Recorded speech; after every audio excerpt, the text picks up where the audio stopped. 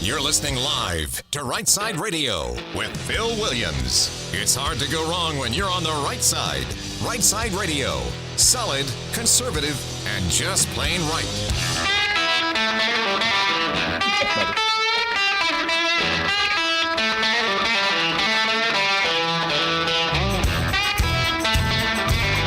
Alabama's syndicated news talk leader, Rightside Radio. Phil Williams here live in the Rightside studios. Man, we got the local, the state, the national, covering down on all the issues. And yeah, like the dude just said, solid, conservative, and just plain right. So it is that day. It is that day we love. It is Friday. There it is. Welcome to it. Congratulations. You have made it to the end of another week. A short week for many of you because we have Memorial Day. But nonetheless, you're there. Welcome to the weekend. Hey, listen, we got an amazing show laid on for you. But for right now, I will just say this. The Boomer is on the board. Hey, buddy. Hey. How are you? I'm great. And ready to roll. What are we calling this guy sitting next to you? So we got a new guy in here. He's not like an intern. No. He's not even a super intern. He's not like your sous chef. No, not at all. But he's going to run the board sometimes for us. At some point. At some point. So if we let you out of the house. If we let me out of the house. So, all right. Well, we'll introduce you to the guy we're going to call Butters here in a little bit. But right now, boom, welcome to Friday. Hey, I'm ready. All right. Hey, listen, we got an amazing show laid on for you. I'm pretty stoked. It's going to be full. So at 3 o'clock, Stephanie Smith, president of the Alabama Policy Institute. As always, she'll be on here with a weekly roundup of where things have gone down yonder in the State House. And it's been a full week, let me just tell you. And then on top of that, at 3:30, we got the Lieutenant Governor, Will Ainsworth, is going to be calling in, giving his spin on some things that have happened down yonder in Goat Hill and his thoughts on where it goes from here. So, yeah, 3 o'clock, Stephanie Smith, Alabama Policy Institute. 3 p.m. is Stephanie Smith. 3:30, Lieutenant Governor Will Ainsworth. And then at 4 o'clock, a lady by the name of Malia Stevens, who I connected with yesterday. She's doing an amazing amount of work, basically being a community activist to try and move people to support a bill which is in its final potential passage in the State House that would protect our kids from pornography. Man, it's an amazing effort on her part. I love the fact that, we talk about it all the time. Anybody can get involved. Anybody can get busy. You can make this happen. Well, she's doing it, and we'll talk to Malia Stevens at 4 o'clock, so y'all stay tuned for that. And then there's this whole triple dipper thing, so hit it, man. The Triple Dipper. 3 stories you've got to know. That's right, the triple dipper. 3 stories, 3 themes, if you will, that you have got to know as we run today's show. So, number 1, I didn't get to it yesterday, so right out the gate, we're going to kick off with Go Woke, Go Broke. Listen, I don't know what's going on. It's like there's an epidemic of wokeness in corporate America. As someone in somebody's boardroom needs to wake them up and recognize that the whole idea of Go Woke, Go Broke is real. We're talking like Target has now lost $12 billion in market share value. Wow. So anyway, number 1, triple dipper, go woke, go broke. And then number 2, we do this periodically. We have a lot of state-based news, and we call it home fries. Well, we already had home fries once this week, but there's been so much new stuff happening. All right, number 2 of the triple dipper, home fries, a second helping. So that's what we're doing, home fries, a second helping, number 2 on the triple dipper. And then number 3, in conjunction with that call with Malia Stevens, we're going to call this whole dipper Save Our Kids. And in a minute, you're going to hear my monologue, which is kind of in the same theme. But it's amazing to me how brazen the left has become at going after our kids. I don't mean like a little bit. I mean like scratching and clawing and doing all they can to get to our kids. And I'm telling you, folks, that's a line in the sand, and it needs to be. So number 3 on the triple dipper, save our kids. All right, let me move over to my comments for the day, which I am fully expectant will trigger somebody in the audience. At the risk of sounding offensive, is there anyone else who's tired of having the woke left just vomit rainbows on us every minute of every day right now? Just literally vomiting rainbows. I mean, I cannot search anything online, watch TV, read a magazine, or shop in a lot of stores without being slathered in rainbows for Pride Month. Just slathered in rainbows. I mean, when did this happen? When did it become okay to steal a symbol that was never intended for the use that we see it being used for now? Think about it. The other day on this show, I pointed out that the rainbow has been stolen. The rainbow has been for millennia that beautiful reflection of light in the sky, often after a good rain, showing up sometimes in vivid colors and causing people to stop and take notice. The first recorded acknowledgement that I know of regarding a rainbow is in Scripture, memorialized in writing thousands of years ago as a symbol of God's promises when he said in Genesis 9, quote, "I will set my bow in the clouds as a covenant between me and thee." I mean, the rainbow has been revered and beloved across international borders since the dawn of time. But if you were to ask most Americans right now whether they want the rainbow to be a symbol of their business, or on a t-shirt, or on one of their children's toys, or on the wall in a classroom, you would probably be met with a curious look and a question as to whether you're asking because it's Gay Pride Month. Gay Pride. Speaking of which, when did the word gay find itself being redefined? I mean, for perhaps hundreds of years, gay was a word that meant lighthearted, carefree, and happy. In the time of the American Civil War, the song When Johnny Comes Marching Home Again was a popular ballad about how happy and expectant everyone would be when the war was over and all the troops would return home, with lines that sang out like, "We'll all feel gay when Johnny comes marching home." But if you look up the word gay in any online dictionary now, you'll find a rainbow flag next to it with the explanation that, quote, "The term gay primarily refers to a homosexual person or the trait of being homosexual," followed by an additional explanation that, quote, "The term originally meant carefree, cheerful, or bright and showy." So when did this change occur? When did someone decide to give away the rainbow or change the actual meaning of a long-beloved happy word? Or for that matter, when did it become acceptable that pronouns no longer have to have their original meaning? I mean, you've all heard it. Even our Department of Defense and Department of State, they're so inclusive now that they require the use of someone's preferred pronouns as opposed to the pronouns that the English language would otherwise assign to them. I mean, think about it. She does not mean he, and they, by the way, cannot be a singular person, unless, of course, you suspend disbelief. Well, here's the deal, and I mean this with all sincerity. I want the rainbow back as a symbol of God's promise. I want gay back as a word that means happy. And your pronouns are what the by God English language says they are, and I don't have to make myself illiterate to satisfy your incorrect usage of the primary language of this country. Any questions? Good. But I'll tell you why I think those wonderful symbols and words have been co-opted. So lean in here, think about this with me. I believe they chose those because the goal is to look as sweet and as innocent and as enticing as possible. Just to seemingly be benign, a part of something that's full of promise and hope and good cheer, when in reality the evil plan behind the shiny imagery and flowery language is just to get us to lower our guard, to stop seeing the real agenda, and to consider it all just so non-threatening. And they want our kids. So the move right now to push the LGBTQ2IA plus acronym agenda is reaching epic levels. And more than ever, it's being forced more and more on our children. Let me ask you this. Did you ever see the classic movie Chitty Chitty Bang Bang with Dick Van Dyke? I used to love that movie as a kid. It was one of those that only came on once a year, and you always watched for it, right? But there was one part of the movie that used to just creep me out. It was actually very disturbing, and some of you know exactly what I'm about to describe. As the bombastic character Baron Bombburst ruled over his kingdom, he outlawed children. And his henchman was a character known as the Child Catcher.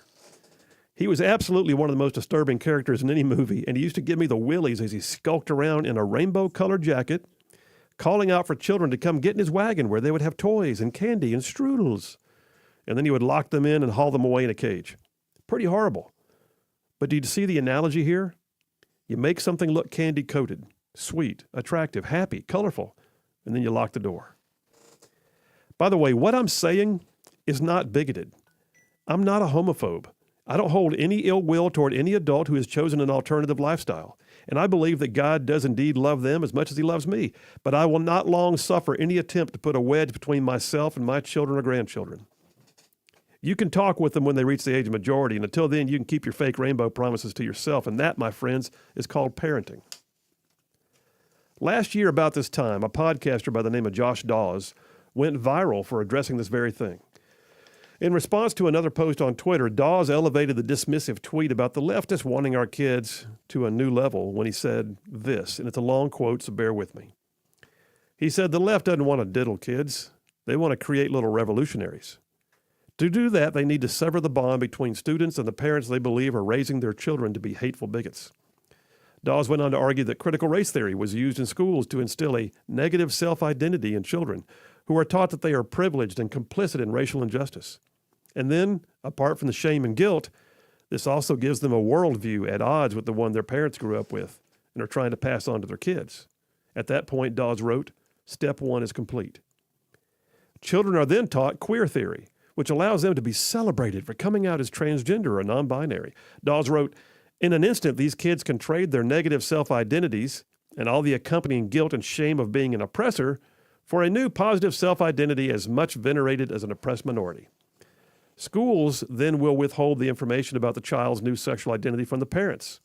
Parents who react strongly upon finding out and push their child further into the arms of woke radicals, creating a little radical. Dawes said, "It's about capturing the minds of impressionable children. And unfortunately, this creates environments where actual predators thrive. When young children get isolated from their parents, encouraged to adopt different beliefs and keep secrets from their parents, they are made easy targets for abusers." So yeah, in wrapping this up, some may say that taking the rainbow or co-opting the word gay or making use of pronouns in incorrect ways is just a simple cultural assimilation of old things to new ways. I don't agree. I believe that what we're seeing is the age-old example of that creepy child catcher wearing a rainbow coat waving candy in front of our kids, and all it will lead to is having them taken from us in cages. Not on my watch. And that's a wrap for the Right Side Way.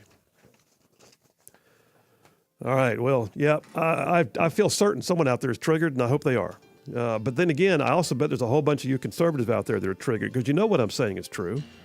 If you watch it and step back, just like Dawes did, what we're seeing here is a co-opting of culture and stealing of shiny symbols to lead down a path that gives them the opportunity to reach our kids.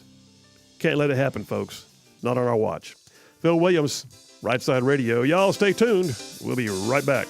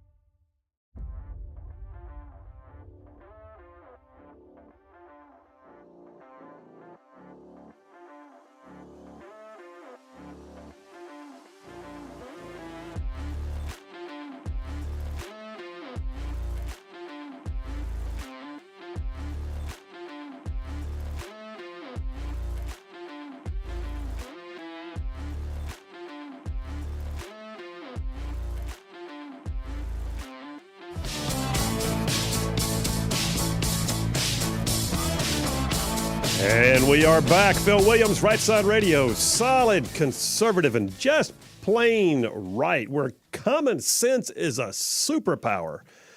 Text lines are definitely open. Holy cow. I mean, wow. But yeah, the text lines are open. 833-687-4448. That's 833-68-RIGHT. You want to text in, you want to call in, we'll take it. We got several big callers, pre-scheduled callers all the way through the show. Stephanie Smith from the Alabama Policy Institute at 3 o'clock, Lieutenant Governor Will Ainsworth at 3:30, and then Malia Stevens on an issue before the legislature right now at 4 p.m., so stay tuned for all of it. I'm going to go to the text messages for a minute just to get some of these going here. JT from Lacey Springs says, that monologue, call it a week. Wow. He said, ponder the Christmas carol, 'tis a season to be jolly. The lyric, don our gay apparel. The rainbow twist is never ending. JT, you're on it, man. Aaron, he says, I'm triggered because since your show has began, it seems like 1/3 to half of our conversations are on the LGBTQ agenda. He said, have you considered it's actually your mind that's captured? Here we go again, episode 100 on the gay agenda. Aaron, my favorite liberal, who was determined, by the way, to debate me on things that I have no desire to talk about. But okay. Thank you, Aaron. Appreciate you, as always. James from Alabaster. The right side way monologue should have had a boom explosion behind it. Said every word was right on. It's truly sad you can't even buy toys or clothing without pretty rainbow colors on them for your kids anymore. Just plain sad. I feel with the way Christians are being persecuted, prosecuted, and executed that Jesus will have to be the only one to take the rainbow back upon his return. Wow. James from Alabaster. Thank you for the text, man. Kimball from Harvest says our kids must be indoctrinated with traditional values by parents in the home. Parents have to have sometimes difficult conversations early and often, address the things that they're hearing at school and teach them what our values are. They can't be kept from all these things, but they can be hardened against them. And yes, the child catcher in the movie was terrifying. I totally agree. Have you ever seen that one? Boomer, have you seen Chitty Chitty Bang Bang? Oh, yeah. The child catcher? Yes. Creepy dude? Creepy. Big nose? I mean, stringy hair? Just everything about him looked greasy. Yeah. Children come out to play. Yeah. And like, oh my gosh. I haven't watched that in a long time. I did go to the play too as well. I think as a kid, I used to watch it and go, ooh, that's scary. Now as an adult, I look at it and go, someone needs to beat that guy up. Yeah, it's just creepy and he shouldn't be there. Yeah, totally. Hey, by the way, we're in a studio with a new dude hanging out with us. Going to be here off and on. Are you on camera right now? So you're not on microphone. So you are no kind of technical whiz. There, now you're on microphone. How you doing? He said you had responsibility for that one. So I do, and I'll turn you off in a heartbeat. No, hey, so let's listen. Just proud to have you with us. So Boomer runs the board every single day. Every once in a while, allegedly, he has a personal life, and so we got to know that we got somebody else in the background that can push buttons. Because in the Army, I was what we often referred to as a push-to-talk guy. If I asked the radio guy to get me comms for headquarters, he would start talking amplitudes and frequency modulations and sunspots, and I'd finally say, if I push the little button, will I talk to somebody? That's all I want to know. All right, so in the studio, it's the same thing, so we got to have an understudy. We gotta have it. Got to have it. And I am happy to have Butters here. Butters. Butters is here. We got Boomer and Butters. Happy to be here. But I will say this. Butters is your nickname in studio, but Butters is a nickname you came by in a pretty honest way because that was your designation as a Navy pilot. Yeah, that was my call sign. So just to make sure that I don't offend any pilots, so I was a navigator, naval flight officer, backseater. Square that away. So I don't want to be associated with the pilots. I told the pilots where to go and fed them the snacks to make sure we got there. So Nice. How many years Navy? 10.5 active, and then finished out my 9.5 in the reserves, and just retired up a couple of years ago. Thank you for your service. Well, yes. Thank you. And who's the one that handed you the nickname Butters? And was it on your helmet? Well, it was a group from the squadron as I got in there. Of course, in the Navy, unlike in the movies, nothing's meant to be cool. They said, "Hey, you look like Butters off of South Park," and everybody in the squadron just kind of chimed in and. So then it stuck. Hey, look, I came out good on that one. I came out on good. Based on some of the other nicknames I've heard of before. You really did. Probably can't say them on the radio. All right, man. Well, we're glad you're here. We're glad you're learning all the buttons, and I'm pretty sure you're going to take to it pretty quick. But anyway, glad you're here, bud. Butters is with us. Butters. All right. And I've got your microphone turned off now, by the way. So I got plenty of stuff going on right now. Plenty of things. Text line here right now. Gary from Decatur says, Colonel, I read in 1819 News that Alabama's trying to put DEI questions on the Alabama bar exam. Are they looking for legally related answers to case law or personal opinions about a social agenda should affect the law? How do you feel about this as an attorney? I'm saying, it's not just, by the way, it's not just the Alabama bar exam, brother. It's the national interstate portion of the multi-state portion, they call it. And I am not a fan. I think it's watering down of the practice of law. Gary from Decatur, thank you for the text. More to come in just a minute. We're going to jump right in with Go Woke, Go Broke. Phil Williams, Rightside Radio. Y'all stay tuned. We will be right back.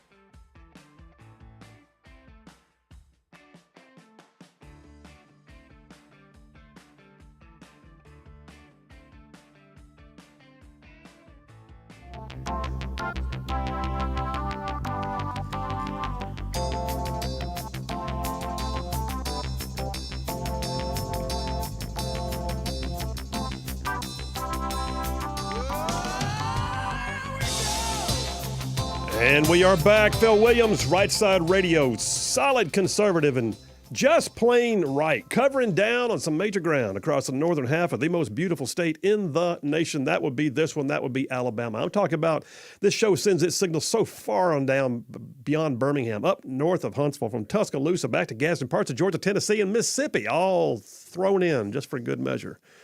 Hey, listen, number one out the gate is going to be Go Woke, Go Broke, but I got to say, we just got a text. Butters, you'll be happy to know, John from Huntsville. Hey there. Welcoming you to the show. He says, welcome to Rightside Radio, Butters. This show is always finding new ways to make me hungry. So, yeah. Thank you, John. Appreciate you out there. Allison from Madison says, Babylon B, corporations paint rainbows on the doorposts so woke gangs will pass them by. I saw that one. That was classic. Allie from Athens said, let us remember the rainbow was only supposed to be a promise of mercy, not a political symbol. This annoys me, and it would annoy me even more if I wasn't a believer. It would annoy me even if I wasn't a believer, she said. You're so right, Allie. All right, listen, go woke, go broke.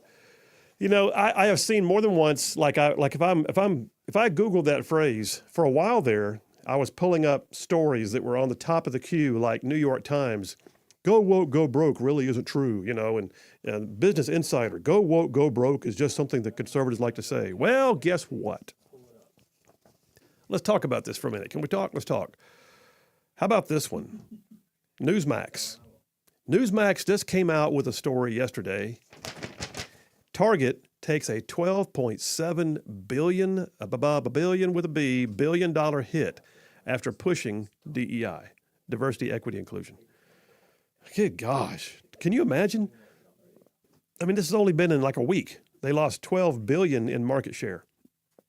It says since its CEO hailed DEI initiatives and a backlash for targeting kids with LGBTQ pride messaging, Target's stock price hit its lowest level since the early part of the pandemic lockdowns. Shares hit a low of $133 a share on Wednesday in early trading and has dropped for 8 consecutive sessions, its longest losing streak since November of 2018. It says its market capitalization has seen about $12.7 billion in drop. That's huge. CEO of Target, Brian Cornell, hailed DEI as having been a boon to their business. It helps us with sales. It drives sales, he says. And now it's led to backlash, according to Newsmax, which was already boiling before June's Pride Month for the LGBTQIA plus community, and calls for Target. Boycotts have been on Twitter, have been ongoing since mid-March. So don't tell me this doesn't have an impact. What's happening, I really feel like what's happening, if nuts is anything, is that conservatives have about had it. Conservatives are tired of just being pummeled daily. And it's not a question of, and I don't know of anyone in the conservative side of culture who's out there going, you're not allowed to be gay. No one's doing that. No one's doing that. No one in the show's doing that. What we are saying is stop cramming it down our throats. I mean, for the longest time, it was widely known that there's, members of the community that are, homosexual. Okay. We don't go hunting them down. And we also don't ask them to start mailing us pictures. I mean, for the love, when did it become okay for it to be force-fed on us?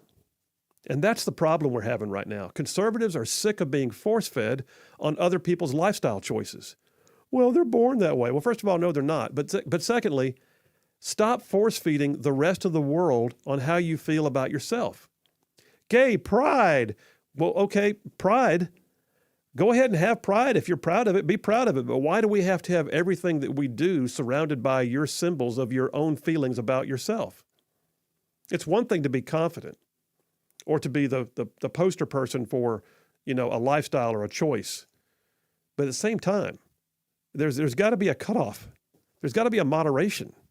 And what we're seeing right now is go woke is causing some people to go broke. Bud Light. Western Journal has a story. Came out yesterday, 2 days ago, I'm sorry. Western Journal, Bud Light may now have a lawsuit on its hands after shareholder values tank.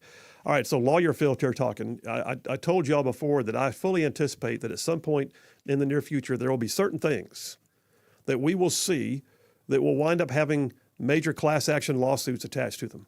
And that I also believe that there will be certain lawsuits that are done in what they call a shareholder derivative action, which is basically where shareholders feel that they have been wronged or had their interest in the company infringed or their values lost because of bad decision-making that was reckless, if you will, or self-serving in the boardroom.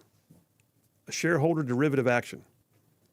Western Journal's reporting that a group called American First Legal went out on Twitter the other day in what they call a fishing expedition, which it was, looking for disgruntled shareholders who have seen their investments flow down the drain faster than it says a barrel of Bud Light.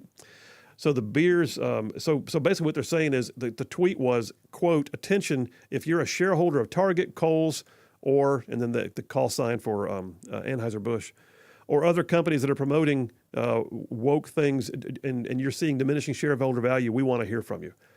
The only reason why a law firm would likely do that is they're looking for clients.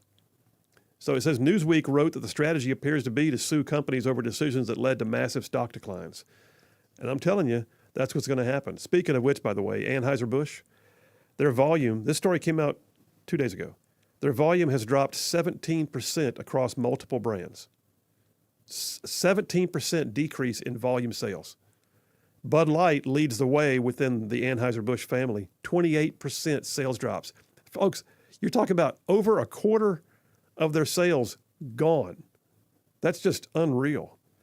And then some of the other brands are also down 17% across the board. But then you have to look at some of the stuff that's happening out there and realize that as these things are happening, and we know they don't happen in a vacuum, there are groups like HRC, the Human Rights Campaign, and GLSEN, and some of the others that are activist organizations that are keeping scorecards and telling you got to do this for ESG reasons and for DEI reasons and for whatever other acronym we can think of that guides the market away from what the market was intended. It's happening on a daily basis. But some of the decisions we're seeing, they didn't happen overnight. And keep in mind, too, that I think what we're seeing right now is they got way ahead of themselves. Think about it. All the displays, all the product lines, all of the badging and everything else that we're seeing just at Target alone, that's not something that arose overnight. They were planning that last year to be ready for this time. The supply chain meant they had to go out and place the orders. The orders then had to be manufactured. They had to be shipped. They had to have everything ready. They had to have them sent out to the various stores. Every bit of what we're looking at is 6 months to a year in advance. But it hit.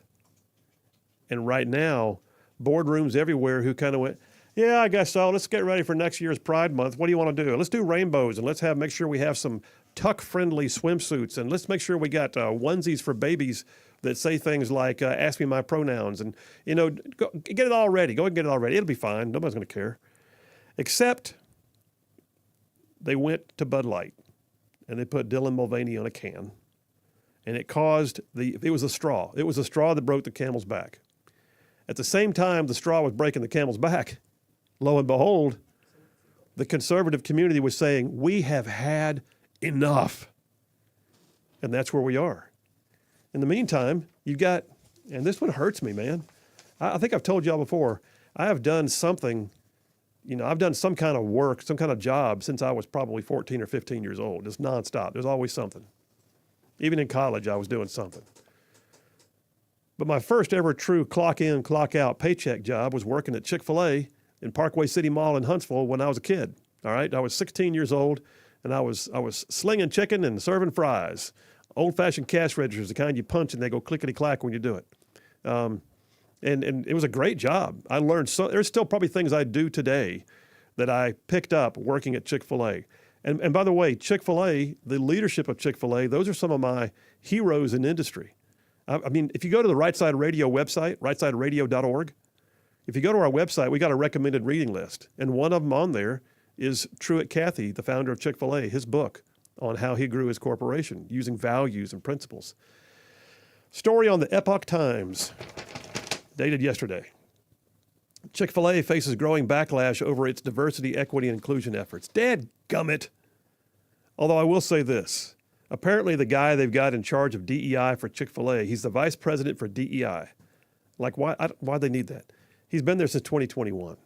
But what happened was there was an announcement made most recently in which he was mentioned, and at the same time, everybody's had enough.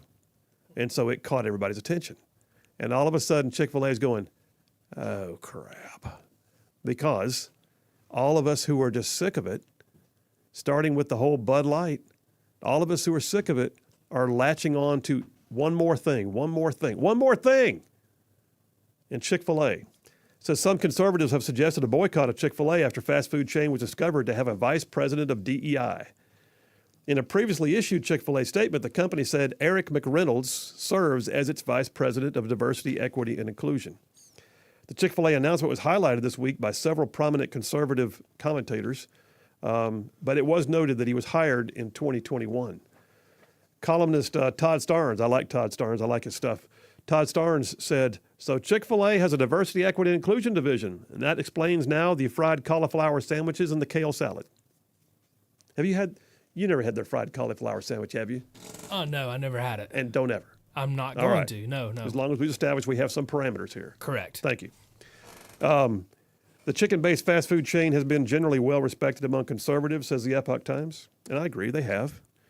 Because they have religious values, they have prior support for religious groups.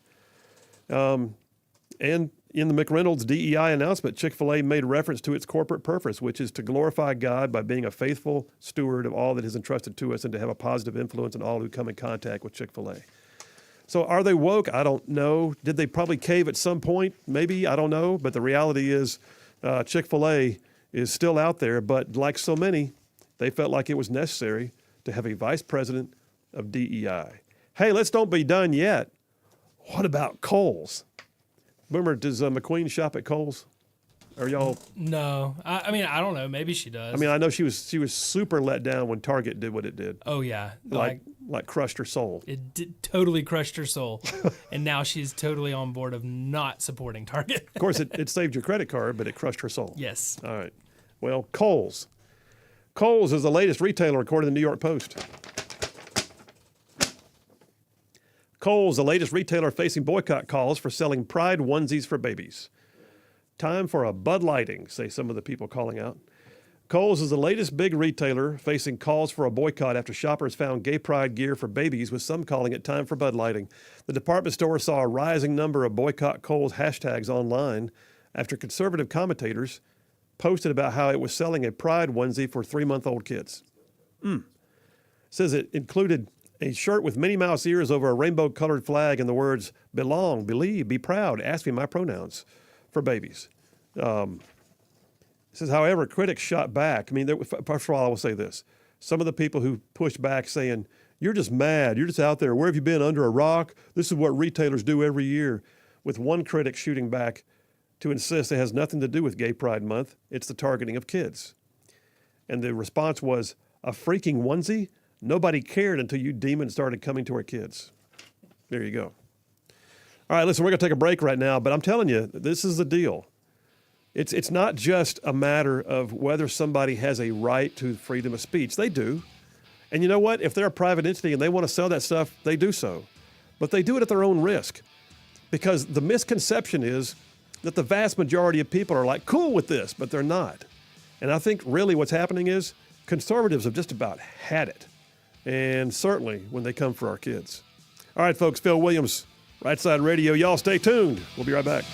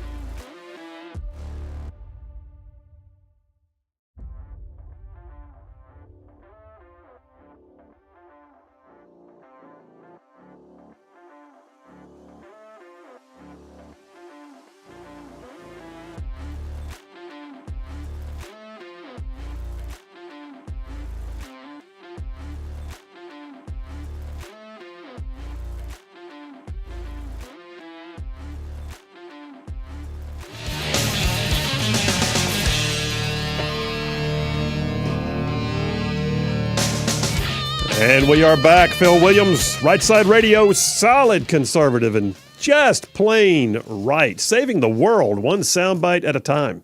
Let me go to the phones real quick. I got a caller who held on during the break. Thomas, Athens. How you doing, Thomas?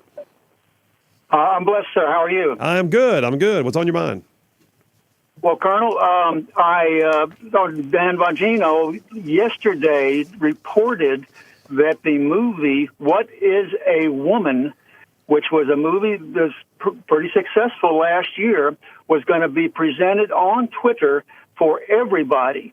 And they had signed an agreement with Twitter to do this. Yeah.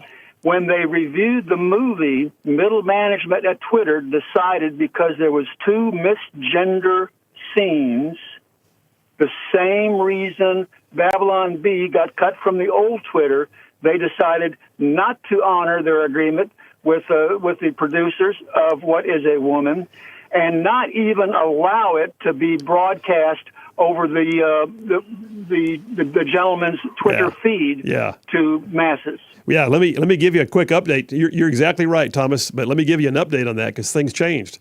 So as of this morning, it was reported that Elon Musk intervened. He said that will not happen on Twitter. The movie will be allowed to be played, and we're not going to be limiting people because of things like that. And the lady who made the decision in the department that handles all those kind of things was immediately let go. So it looks like the movie's already out. In fact, I saw it being run earlier on Twitter. And yeah, What is a Woman by Matt Walsh from the Daily Wire. It should be available now. It's a very worthwhile movie. And a quick comment about Truett Cathy. Yeah. I used to work for NASA. Yeah. We had a joint operation with Twitter corporate in about 12 years ago, and Mr. Cathy sent me autographed copies of every one of his books as a thank you. Oh, the guy's outstanding! Amazing. He was amazing. He was amazing. Yeah. Absolutely, Thomas. Thanks for the call, man. Appreciate you very much. Sir, bye. That was a good call. Jumping over here to the text lines. What else have I got in here? Tammy from Newmarket. They might can steal our vote, but we have proven that we can still voice our opinion with our wallets. Maybe they'll start listening to us. Stand firm, right side ruffians. There you go. Thank you, Tammy, for the rallying cry. John from Huntsville again says, hey, Phil, I recently typed in on the internet how many woke companies are there. You should be glad to know that none of the shows you advertised are on that list. That's good. Okay. Jeff from Indiana's out there. Oh, man. Hey, Jeff, thank you for that. And I'm glad to see you're having a good time with the grandkids. So Jeff from Indiana taking some time, but still has time to text us here on the show. And he has his Right Side Radio shirt on. Oh, does he really? Yes, Did I miss does. that? Is it in the picture? It's a picture before that one. Oh, shoot. Yeah, you missed it. Oh, I'm seeing it now. There you go. All right, Jeff. Glad of it. Okay. What else we got in here? TL from Huntsville. Oh, wow. He's just got the different picture. I mean, like if you're going online, you're trying to search something out, it's rainbows everywhere you look, man. And then Susan from Elkmont says, new book I read this week, you buy, or new burn, she said I read this week, you buy your Bud Light at Target. You want to insult somebody? Yeah, well, you buy your Bud Light at Target. What do you think of that? But what were you saying during the break, Boomer, about Harley? Oh, Is that true? Harley Davidson now. They're not doing it, but Bud Light is on Budweiser cans. They're putting the Harley Davidson logo on. That's confirmed? I just looked it up. No kidding? Yep. And it wasn't photoshopped? It wasn't like somebody punking us? I believe there's an actual commercial already out with the Harley Davidson on the Budweiser They're cans. doing all they can to get their man back on. I think so, but why would Harley Davidson jump in on that right now? I don't know, man. Maybe not the time. No. Then again, if they got paid like $14 million, who knows? Yeah, exactly. But they're Harley Davidson. They don't need to do anything. No, just go ahead and be orange and black and big and bad and let it ride. No pun intended. Well, and listen, we're going to wrap this section up in a few minutes. We're going to switch gears and go to home fries, second helping. Stephanie Smith, Alabama Policy Institute, is calling in. But I will say this: I meant what I said. I don't care if anybody was offended by my monologue, but the reality is nothing I said was homophobic. What I said was, stop trying to force your message down our throat. Stop trying to go after our kids. You know what? That's called parenting. We can handle these things, and we should. Phil Williams, Right Side Radio. Y'all stay tuned. We will be right back.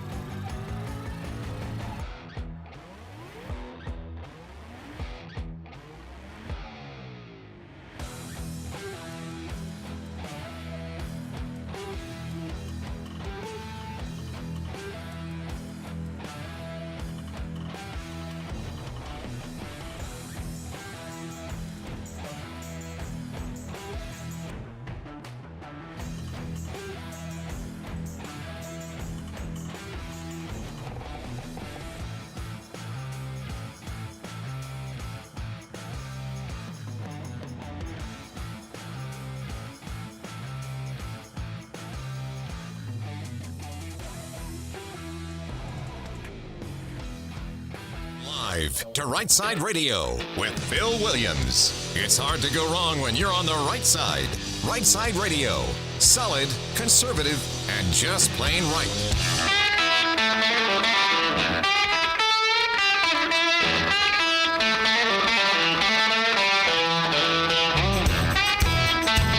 Alabama's syndicated news talk leader, Rightside Radio. Phil Williams here live in the Rightside studios. Man, we got the local, the state, the national, sometimes the international, and yeah, we cover down on all of it, like the dude just said. Solid, conservative, and just plain right. Well, holy cow, they've got Butters on the board right now. So Butters is on the board. If something goes wrong, Butters, this is where it all comes down. Lord, Boomer's having to lean in and show him things. But anyway, hey, show him where the sound effect is for home fries, because here's the deal. We're switching gears, going to number 2 in the Triple Dipper. So I often refer to it as a segment we just call home fries, when you got a whole bunch of things going on around the state. You know what? It's all about home. And so we cook up a batch of home fries. Well, we had a batch of home fries earlier in the week, but there's so much going on right now with the legislative session winding up and other things happening that I thought, you know what? It's time to have home fries, a second helping. Sizzle it up. Butters cooking up some home fries. You did good, bud. Hey, listen, on the line right now, though, somebody who can cook up some home fries with us and keeps track of things, especially in Montgomery right now. Our friend Stephanie Smith, who's on the show almost weekly, president of the Alabama Policy Institute. And hey, Stephanie Smith, how you doing? I'm doing great. Good. I love the home fries. Good. That's gotten to be a regular thing. We called it that one time, and then it kind of stuck. And now every time I batch up a group of Alabama-based stories, we have to cook up a batch of home fries every time. But I love it. That's great. Hey, 1 day left of the legislative session. Am I correct? That is correct. Next Tuesday will be sine die. So by Wednesday, the state will be safer, is what I'm hearing. That is usually how I feel when they're out of session. I breathe a little easier, a little deeper, and our wallets are a little safer. I was talking to a freshman legislator just this morning, and just asked him how he's doing with the first one being in the bag, and he's pretty worn out. I'll be honest. Yeah. But he did say he feels like he's where he needs to be. He's a good dude. But I won't say his name on the air. But anyway, the bottom line is it can be exhausting. I know that for a fact, but it can also be exhausting watching from the outside. And that's right. Well, with the special session right before a regular session or during whatever, I mean, the new thing is to kind of, front load the special session and then have a regular session. And they went several weeks with 3-day weeks, and I'm sure, especially as a freshman legislator, drinking from that fire hose was pretty difficult. And the way it's working right now is it's very top heavy, leadership wise. And I think that there was, some things, especially, in the House and the Senate, but especially in the Senate, where, like specifically on the gambling legislation, where they brought gambling legislation as a piece of local legislation. Yeah. That was confusing for some of the freshman guys. And there weren't any ladies that were freshmen in the Senate. And that was one of those things that was kind of a sneak attack. And, some of us who have been around a while, we're trying to make sure that the new people actually knew what they were voting on before they voted on it. Well, and that's key. And you guys at API have been doing a bang-up job of, putting out the word and going down there and being in the mix. And I know that you've got some allies in the mix too, like Becky Garrettson from Eagle Forum has been down there a lot, and also Eric Johnston. And Greg Davis. And Greg Davis, from ALCAP, absolutely. All that to say, there's been a lot though that's happened, but there's also been a lot that didn't happen. And let me ask you, before we even talk about specific legislation, just in your own mind, I mean, there are some. I would think there are some freshmen who came in and got kind of in the mix with some of the more conservative stalwarts who have been there a while. I feel like there's a class of folks that if they get their feet under them, they could band together and actually get some stuff done. What are your thoughts? No, I completely agree. There was some changeover in the Senate. I think the folks, the new guys in the Senate are strong and are willing to listen. They're willing to listen to the conservative side. Maybe even more so than some of the folks that that were there before.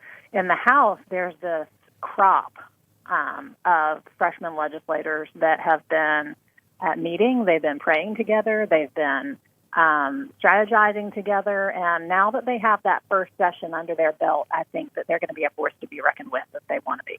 Well, I hope that's true because, I mean, I look at some of what did get accomplished this session, like the grocery tax, which we'll talk about in a minute, and I'm, while it got mitigated a bit, I'm still pleased. I got to give them props, but at the same time, I look at some of the things that were just low-hanging fruit that may or may not even happen before the session's over, and you look at it and go, that shouldn't have been hard, and we need to know that we've got some, I hesitate to say it, but no, I don't hesitate to say it, Freedom Caucus types who will actually get together, and by banding together, they can make more happen. Well, we see that working in D.C., and it's a model that's being employed nationwide now, not just in D.C., but there's a whole network of states that are employing those tactics and using the rules and using relationships and using coalition building to their advantage for conservative principles. I don't see why we can't do that in the state of Alabama, and I think it's ripe for it. I agree with you. A lot got done, but a lot got left undone. But I do think that this session there's been a renewed interest in some socially conservative issues, and then though I've been disappointed with the budgetary process for a number of years, the frustrating thing for me on the budgetary process this time was a bit of a shift from what does the state government need to what do the local governments need, and that is just not the role of the state. Yeah, I agree.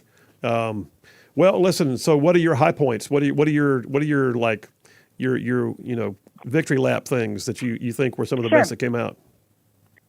Well, just this past week, obviously, the grocery tax cut being passed is huge for API. API has been a stalwart on the grocery tax. You advocated for it. Gary Palmer advocated for it. Yeah. I advocated for it once upon a time when I didn't even work for API 22 years ago. This is just one of those, this is the right thing to do. It's a highly regressive tax. Everybody pays it, which is good, but it really negatively impacts the working poor. And it's one of those things, kind of an unusual thing that, the Alabama Arises of the world and the APIs agree on. Yeah. And it's been overdue, 25 years overdue, and it's finally getting undone. So we've been one of only 3 states that fully taxes groceries, and now there will be only 2, South Dakota and Mississippi. Oh, and it's good stuff. And I know they mitigated a bit. They attached some stringers to it as to whether or not we're going to see it go to a full 2% immediately. It's going to go 1%, and then it's going to go at some point. It's going to go to 2 as long as the level of budgetary revenue streams is at a certain level, right? Right.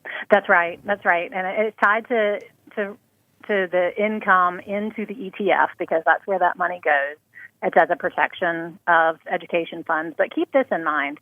The Alabama Education Association and the Superintendents Association opposed this legislation in committee and on the floor, and then it passed unanimously in both houses. Yep. That's a victory. It doesn't even matter what you look at it, what the percentages are. It's money in the pockets of Alabamians, and it's the good guys beating the bad guys. So I'm declaring victory on that. Yep, absolutely. And I'll tell you somebody who had himself a moment with this was Lieutenant Governor Will Ainsworth. I mean, he's going to be on the show here in a few minutes.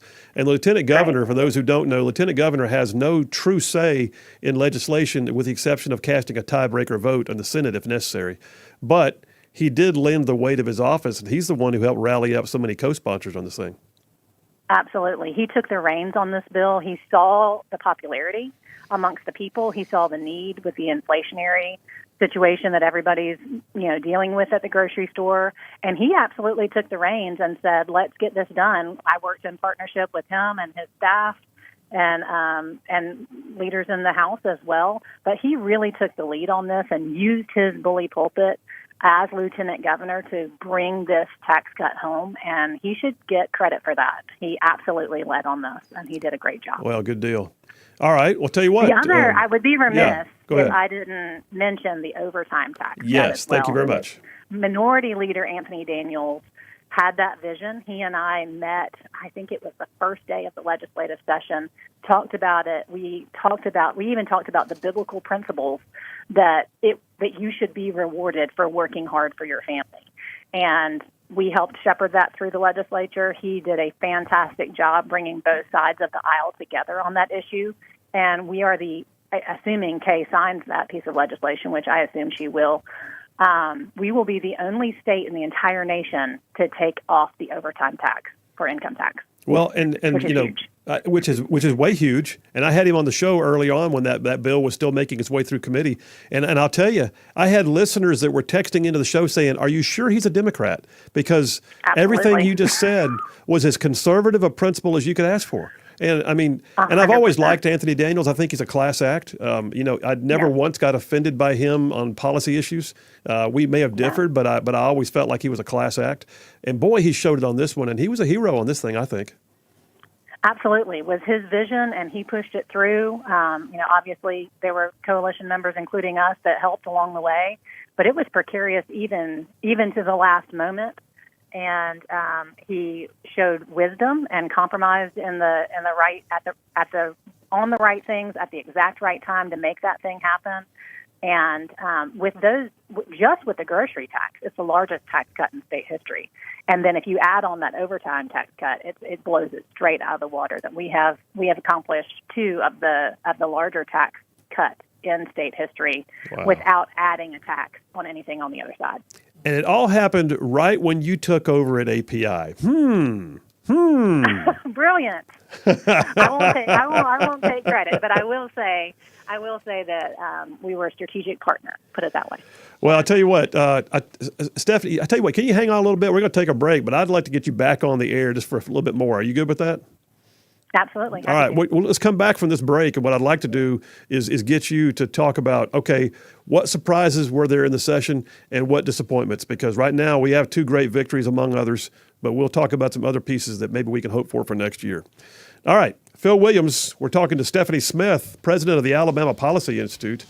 Wrapping up the legislative session, we're in number 2 of the Triple Dipper, a second helping of home fries. Y'all stay tuned. We'll be right back.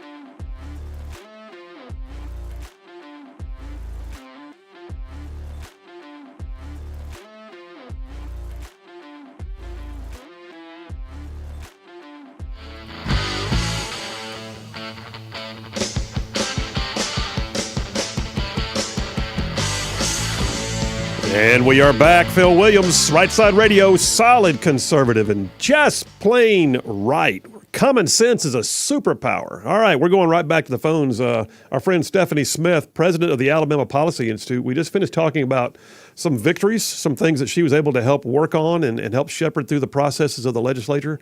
And that's great stuff. But Stephanie, let me ask you this. Your thoughts on what was left on the table that was maybe a disappointment or you hope to see come back? Sure. I mean, the number one thing that was on our list that did not get done is universal school choice. Absolutely. That's something that API has been working on and will continue to work on until we get it. Yep. And there were some minor school choice bills. One is still possible to be passed on Tuesday, the Sun legislation, but universal school choice is the goal, and that is what we will not stop until we get. And so the Price Act or some variation thereof will be on our list to do immediately next session, and we are going to continue to coalition build, and we're going to continue to work to tweak that legislation and learn from what other states are doing and being successful at as far as school choice initiatives go, so that we can bring that to Alabama. That's number one. I think that's huge, and I totally agree. I mean, that's exactly what needs to happen, and the argument can be easily made in Alabama because we're last in the nation in education rankings. So why would we keep doing the same stuff over and over? And by the way, in other states are just blowing us out of the water with school choice, and yet we have a Republican supermajority. So, and it polls super high. So it's not like it should be politically scary. But it's really hard to get 83% of anybody to be for anything. Yes, and that's where we are polling in Alabama on school choice. Well, I made the comment on the show one day. You could poll, "Do you love your mama?" You wouldn't get 83%. I mean, you wouldn't. That's right. I'm just saying. That's absolutely right. So school choice is one. Kind of just an overall attitude on the budget, to be honest, is one of my things that I think needs shifting. The attitude that we start from whatever we ended with, we add to it, and then declare victory on the budget is really not good enough from my perspective. What we need to start with is, what do the people of Alabama need to succeed? And then we build off that, not what state government needs, not what necessarily even state employees need, but what the people and the taxpayers need in order to be successful. And then we build on that. And these 6-7% increases on budget, and then declaring victory that we've done a good job for the state by spending more money is just the wrong attitude to have. No, I agree, and I try not to go when I was there, but that happens a lot to me. When I was there, when we first started off, we came in with the intent to streamline government and to downsize, and we did, and that's all gone by the wayside right now. But then we were also in budget deficits, and so we had to streamline. But I think there's been a real a loss of that fight in the legislature because so many of them weren't there for those lean times. Well, that being said, we got a couple minutes here. Were there any surprises? Anything that stood out to you? You're like, wow, didn't see that coming, or wow, that went better than I thought it would. Anything in the legislative session that you look at that way? Yeah, I mean, one on the positive side and one on the negative side. One is that a lot of the legislative days just frankly seemed very orchestrated. Now, that's always been the case, but it seemed a little more so than normal, meaning things that were allowed in committee the wheels were greased. Things that were allowed on the floor, the wheels were greased by the leadership. That's what I meant earlier by saying it was a very top-down kind of legislative session. Right. So that would surprise some people that really there was not a lot of discussion. There were a lot of, 100 to nothing votes, 100 and something to nothing votes. More cooperation between Democrats and Republicans than is normally seen.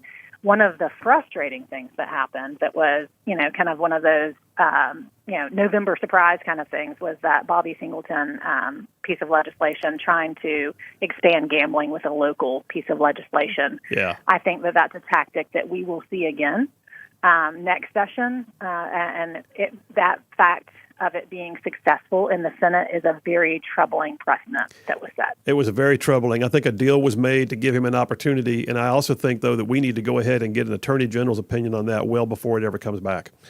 Is this kind of thing allowed to stand up under the Constitution of the state of Alabama? I don't think it is. Mm-hmm. I don't think it would either. I absolutely think that it would not. All right, my friend. Hey, great roundup. Thank you for cooking up a batch of home fries with us, and Absolutely. you have an My amazing pleasure. weekend. Thank you. You too, Phil. All right, take care. All right, listen, that was Stephanie Smith, Alabama Policy Institute. By the way, you can find out more about them at www.alabamapolicy.org. I was proud to be on staff there for a number of years before we started this show. And I'll tell you, too, as a state senator, as a conservative Republican state senator, I used to use API research to help me debate bills because it was always spot on and it was always pretty solid and backed up with facts. So if you want to see some of their stuff, go to alabamapolicy.org. All right, coming right back, we'll be on the phone with Lieutenant Governor Will Ainsworth, get his thoughts on the legislative session as we continue to cook up a second helping of home fries. We'll be right back.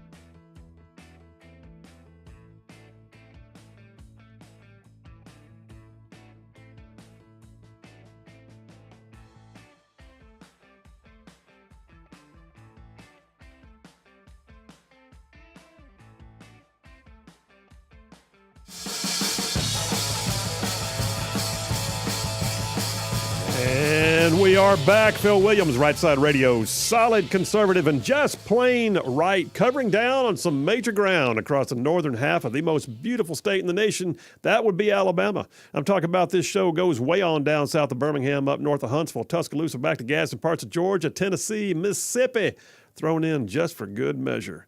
All right, we're going to go to the phones again right now. We're still in, Boomer, you got that sound effect? We're still in a second helping of home fries. Thank you very much. Thank you very much. Cooking up some home fries today, Alabama-based news. So we just finished talking to Stephanie Smith, president of Alabama Policy Institute. And right now we're going on the phones to Lieutenant Governor Will Ainsworth. Hey, Governor, how you doing? Hey, good afternoon. Great to be on the show. How are you, Phil? I'm good, man. I'm good. Thanks for making time. I can hear the ballpark in the background. You got some family time going on, so thanks for making time for us. Yeah, we are at the batting cages in Albertville getting ready to start a tournament. Play a game here in a minute. I help coach my boys' team. We'll play this afternoon and tomorrow. And so anyway, a lot of fun. Wait a minute. Politicians can't be normal people. What the heck? Yeah, there you go. Yep. So I learned from you how to be normal. So as normal as we can be, right? Well, sure. Okay. I appreciate that. Well, listen, Lieutenant Governor Ainsworth, you spent time in the State House of Representatives, and then you're in your second term right now as Lieutenant Governor. And I mean, the whole world knows that a Lieutenant Governor doesn't get to vote on bills unless you're a tiebreaker. You don't get to sponsor bills, but you really did lean in on this grocery tax bill. And so, first of all, congratulations on getting that thing passed. I know it changed a little bit, but it did get passed, and it's one of the biggest tax cuts we've ever had in Alabama. Yeah, it's Alabama's largest tax increase in our state's history. I mean, that's a big deal. And, we've been, one of the things, to your point, I don't have a vote unless there's a tie, but, I do have the ability to shape the conversation and use our political capital and the bully pulpit of our office to influence legislation and get stuff passed. And, we're going to continue to do that on different issues as they come up. But on this, we thought it was real important with record growth in the ETF to have a substantial tax cut to give back to the people of Alabama. And, I'm proud of Republican colleagues in the Senate and House, the Speaker and the Pro Tem, and, and all the House and Senate members that, supported this. And, it's historic for the state. And, I think it sets a strong precedent that, as our state continues to grow, we're going to find areas to cut and give money back to the people. And the thing I really like about the grocery tax is that, it impacts everyone. Yeah. You got to buy food, and, I like my Diet Mountain Dews too. So, you got to buy your drinks. I'm just saying you got to buy that stuff. And my point on that, so it's going to be a tax cut for everyone. And that's a win for the people of Alabama. And so I was thrilled and very appreciative of my colleagues in the House and Senate that helped get this passed. And, barely got it done. Only have a day left. Still, the governor's got to sign it, but we expect her to do that and then get that into law. And that's going to be great for the people of Alabama. Well, yeah, good on you. And listen, there's a couple things, though, that I think that are almost like undercurrents that people don't realize are there. Like, for instance, this bill could have been a lot smaller, except y'all also got it you had to define groceries. That the kicker is not just what the tax is, but what it is you're taxing. And you guys were able to get it done using the SNAP definition, which means it's a lot more food, if you will, that is now going to be lower in tax. And that also has a huge impact. It's kind of the piece under the radar, in my opinion. Yeah, no doubt. I mean, when you look at it, actually being able to have all foods included in the definition, which is basically what SNAP is versus WIC, would only be a limited amount of food. So, Phil, Brody Kroll's just walking by right here. So, well, tell Brody Kroll I said hello. Yeah, I'm on Phil Williams' radio station right now. Tell all the people hello in Gadsden. He says hello. All right, good. Yeah, and T. Kroll says hello. But, outstanding. But anyway, sorry. But, I think, at the end of the day, that was one of the things we had to fight for, is to make sure that when you went to the grocery store, no matter what you bought, you got a cut, right? And so it's literally all food and pretty much all food and drinks except for tobacco and alcohol. And so that was one of the things we fought hard for, kind of in the weeds on that. But, and it's a big cut. Think about $304 million that's going to be cut to the people of Alabama. That's a huge savings. And the great thing about a tax cut is it's forever. Yeah. And so, again, I'm real encouraged, feeling good about that we were able to get that done. And but I think the big winners in this are the people of Alabama. And that's why, people are going to continue to move here because of our low tax policies, but the fact that we're a conservative state and, we fight for, traditional conservative values. So I think, when you look at that, this is just another thing that we're doing right in Alabama to continue, our dominance over other states. So really proud of what everybody did here, and just shows you that if you work hard and you use your political capital for the right things, good things can happen. Well, good words. And so let me ask you this real quick while we're taking the victory lap on it. One other piece on it that I thought was significant was you had almost every member of the legislature, House and Senate, with very few exceptions, bipartisan as co-sponsors, and that rarely ever happens. So how was the arm twisting on that? Was it hard? It was, and so in the Senate, I actually physically went to everybody and got them to sign the legislation myself, which I've never done that.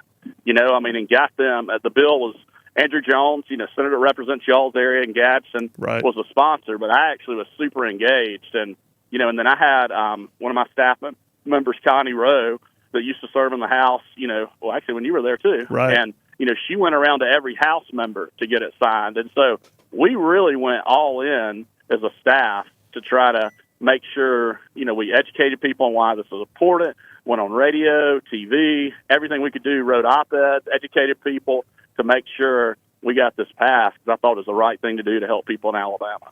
Well, listen, good stuff there, and I appreciate you giving us your insights on it. So let me ask you this: on the flip side, the one, I say one, there were several things I thought got left on the table, and I've been giving kudos where they're due. But one of the things that frustrates a lot of folks is that the Price Act, the major piece of school choice legislation that I know you said you favored, that it didn't make it this year. I understand it's coming back next year. What are your thoughts on school choice going forward? Yeah, I think it's something we've got to have in Alabama. When you look at other states, the fact that they've been able to get it done, and not only that, they've been able to get it done in their state, but then you look at the results and the fact that it's working. And then you get down just the philosophy of, do parents know what's best for children? I think we had a small victory on school choice with the Accountability Act, and expanded that some more to where it's open to more people, and hopefully that'll get students that are in some failing schools more opportunity, and that's certainly a good thing. But I think that my goal, at least, is for every student in Alabama to be able to have the, dream of having a school choice, and for the parent to decide what's best for their child. And, I'm not going to quit fighting until that becomes reality for every child in our state. Well, and I appreciate that, and I do think that has to happen. I mean, you can't look at it and say that money's the issue, because there are states that rank higher than us that spend less per child than we do, and so it can't be the money thing. It's how we spend the money, and at some point we've got to begin doing things differently and innovatively, and getting kids out of the lockdown of their zip code, sending them to a certain school. Hey, Governor, we got a couple more minutes left here before you go. So they got 1 day left of the legislative session when they hear the magic words adjourn, sine die. So what are you expecting on the last day? I know there's still a few things left to get pushed through. Do you anticipate any big fights or tussles?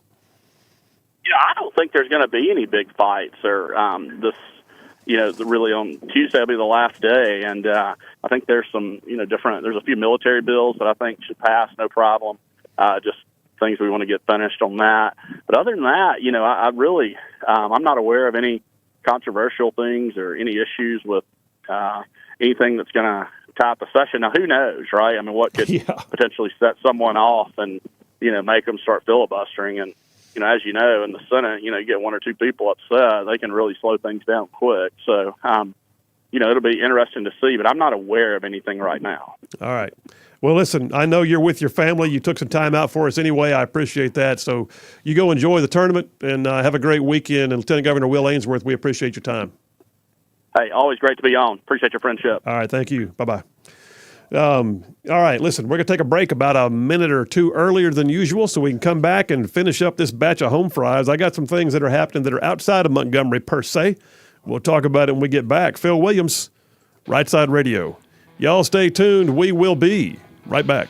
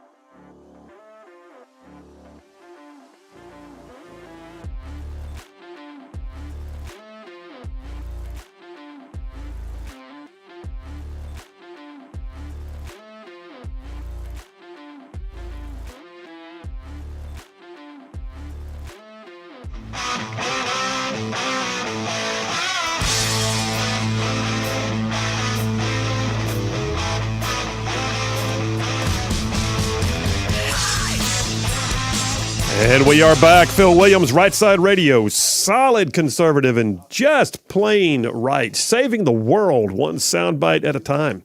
Hey, listen, we will go to the text line sometime soon, but we've got to finish up with another batch. Butters, get ready. Cook up a batch of home fries.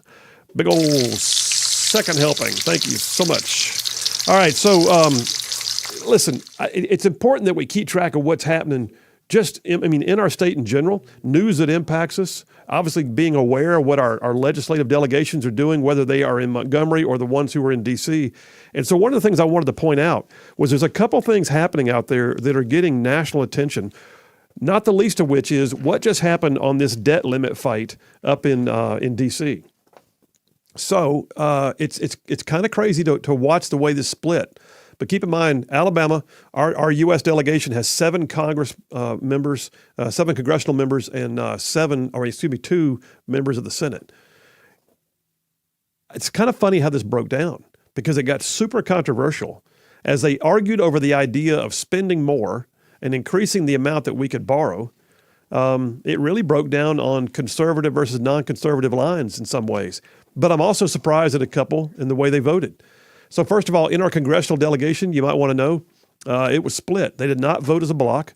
3 Republicans voted against the debt ceiling increase, and the others all voted for it. So Representative Dale Strong of Huntsville, Gary Palmer of Hoover, Barry Moore of Enterprise, they all voted no on the debt limit increase. But then Mike Rogers of Sacs, Jerry Carl of Mobile, Robert Adderholt of Haleyville, and, of course, our one lone Democrat, Terry Sewell of Birmingham, they all voted for it. So what I'm saying right here, and this is about where I figured it would be, although I was watching this the other day, I knew Jerry Carl was going to wind up voting for it, but he was ambivalent to the very end. But then in the Senate, here's what caught my attention, is that both of our U.S. senators, Katie Britt and Tommy Tuberville, both of them voted against it. So the U.S. Senate, according to 1819 News, the U.S. Senate on Thursday passed legislation to raise the national debt limit into 2025 following the bill's approval in the House a day prior. And both of Alabama's U.S. senators, Tuberville, Britt, voted against the bill, which now heads to President Joe Biden's desk for signature. During the Senate debate, it says on the bill, Katie Britt said, Democrats voted down several amendments she had offered to try and improve that legislation in a fiscally responsible manner. Her words, this issue is not only a question of our country's economic security, but our moral obligations to future generations. Decisive action and tough decisions are needed to get control of wasteful government spending. And she went on to say, while she appreciated Speaker McCarthy's efforts, that she was going to vote no. And she did. Tuberville had been out there saying, in his words, this is a bad, bad deal. He said, the bill does not go nearly far enough to reform our broken budget. Default would be a disaster. I agree with that. We have to raise the debt ceiling, but we have to lower our spending. We're almost $32 trillion in debt, he says, because of years of runaway spending. So his was less concerned about whether or not when they raised the debt limit. His was more concerned about how little they cut in terms of actual spending. So there you have it. In case you were curious, our House delegation was split. Dale Strong, Gary Palmer, Barry Moore all voted against it. Mike Rogers, Jerry Carl, Robert Adderholt, Terry Sewell all voted for it. And then both of our U.S. senators, Britt and Tuberville, voted against it. Interesting how that broke down. By the way, speaking of Tuberville, Tuberville right now is making some waves. There are generals and admirals that cannot get promoted right now or confirmed to their positions because Tuberville takes issue with the fact that the Department of Defense has taken it upon itself as a non-legislative branch to try and change the law. Because federal law says you cannot use federal dollars to support abortion. And on top of that, Supreme Court last year in the Dobbs decision came back and said, oh, by the way, it's a state's law issue now. It's not going to be federal law on abortion. It's going to be state's laws. So Alabama being one is a very pro-life state. And yet the Department of Defense has said that what they're going to wind up doing is paying for abortions for service members, flying them to other states where they can get abortions, and potentially even doing abortions on military properties, even in states where they have pro-life laws. And Tuberville said, well, by God.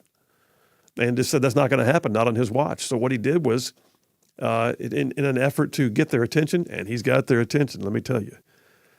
Tuberville has now blocked the confirmations of generals and admirals, flag officers, of being able to go forward, and for senior positions like our new potential incoming chairman of the Joint Chiefs being confirmed to a position. All of that requires Senate confirmation. You don't just get general pen and on and walk away. It has to be confirmed. Usually it's a gentleman's agreement. If someone has earned a star, I get it, and I hate it for them, but usually it's a paperwork shuffle. No one's going to stand in the way. Very few times have we ever blocked someone from earning a promotion in the military. But in this case, what he's saying is, hey, Secretary Austin, I'm the legislative guy over here. You don't get to rewrite law. And so until the DOD recants on its policies, the senator is saying, I'm going to slow this process down. And he has. Well, just so you know, he's getting a lot of heat. And if you support him, remember on our website at the top of rightsideradio.org, we still got a place where you can click on it and go in and put your name on a list of people that support Tommy Tuberville's stance. But do know this too, as much heat as he's getting nationwide, and he's getting a lot. Story here on Yellowhammer News, our buddy Yaffe from up in Huntsville wrote a piece. The Heritage Foundation, very conservative, they're like a national level of like Alabama Policy Institute on the national scale. Heritage Foundation is running billboards near military bases in Alabama right now, thanking Senator Tuberville. Billboards, I've seen pictures of them saying, Senator Tuberville, thank you for standing up for life and against wokeness in the military. All in places where our military folks can see it and know what's happening. So gotta love that. That's pretty cool. Last couple of things you might want to know, as we only got a couple minutes left in this section of the show. Space Command. What the heck, man? Are they going to pull the trigger? I mean, for the love. Everybody knows what this is. This is not about another environmental study. This is not about trying to figure out, well, is Colorado really number 4 on the list? Yes, they're number 4 on the list. And who's been consistently number 1? Huntsville, Alabama. Well, apparently, some folks are getting together and making things happen. So congressional lawmakers have now reportedly drafted a bill, according to 1819 News. Congressional lawmakers have drafted a bill to block funding any continued growth of the current temporary headquarters of Space Command in Colorado, meaning you can't keep plussing up the facilities. You can't keep building stuff. You can't go, hey, you can't move us now. Look at all the infrastructure we spent money on. How about no? You can sit there in your temporary buildings until somebody makes a decision on this. And so, yeah. Also, Dale Strong, Congressman Dale Strong and Congressman Mike Rogers have also launched an investigation, and they have the power of the bully pulpit right now. Last one. Talk about something under the radar. Didn't see this happening. AL.com reports yesterday, Governor Ivey has signed a bill that would give leniency on driver's licenses being suspended. You know, it's one of those carrot and stick kind of things. If you screw up, we can pull your license. Except now, if you get screwed up, you can keep your license and then you can screw up again, and then you can still keep your license and then you can screw up again. So you're going to now have up to 3 missed payments on any payment plans for fines before a judge can pull your license. And there's folks that argue, but they need to be able to go to work to be able to pay the fines. I get it, but they shouldn't have committed the crime. All right, folks, there it is. That's a whole batch of home fries. That's a big old second helping of home fries. Wasn't that the name of the Lynyrd Skynyrd album that had Sweet Home Alabama on it? Second helping? I think it was. All right, we'll be right back. We got an amazing caller coming in. Malia Stevens is going to talk about a bill before the legislature right now that has 1 day left to pass that would help prevent kids from being exposed to pornography. We'll talk about it with her when she comes in. Phil Williams, Rightside Radio. Y'all stay tuned. We'll be right back.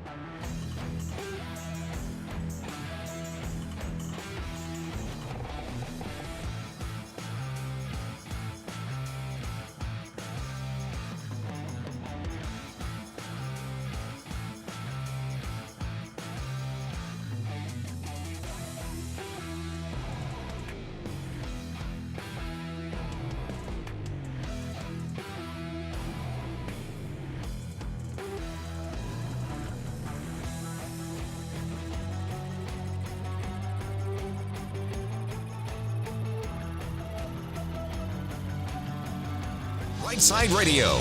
Solid, conservative, and just plain right.